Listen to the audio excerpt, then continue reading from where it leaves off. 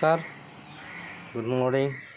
Hi guys, মই আজি বিশেষ এটা ঘটনা খবৰ ক'ব গৈ আছোঁ যে আমাৰ আজিকালি ডেলিভাৰী থাকিলে হস্পিটেলত লৈ গ'লে কৈ দিয়ে যে চিজাৰিং কৰিব লাগিব, নৰ্মেলি বাচ্চা নহয়।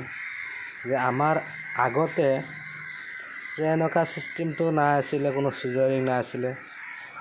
আগতে ডাইৰেক্ট নৰ্মেলি ঘৰতে ডেলিভাৰী হৈ গৈছে। আৰু চাওক, আমাৰ গৰু ছাগল কি মেকুৰী কুত্তা বিলাই যে আছে, সেইবিলাকৰতো কোনো চিজাৰিং নালাগে, সেইবিলাকতো এনেই হয়। এতিয়া যেতিয়াৰ পৰা চিজাৰিং মানে ডাক্তৰ কিবা কিবি ওলাইছে, তেতিয়াই পৰা মানে এইটো মানে নৰ্মেলে মানে হোৱাটো বন্ধই হৈ গ'ল। চিজাৰিং কৰিব লাগে, ইমান পইচা লাগে, গৰীব দুখীয়া মানুহ সৰুৰ পৰা কি কৰি এডজাষ্ট কৰি মিলাই পিনি কিবা কিবি কৰি মানে কৰে আৰু।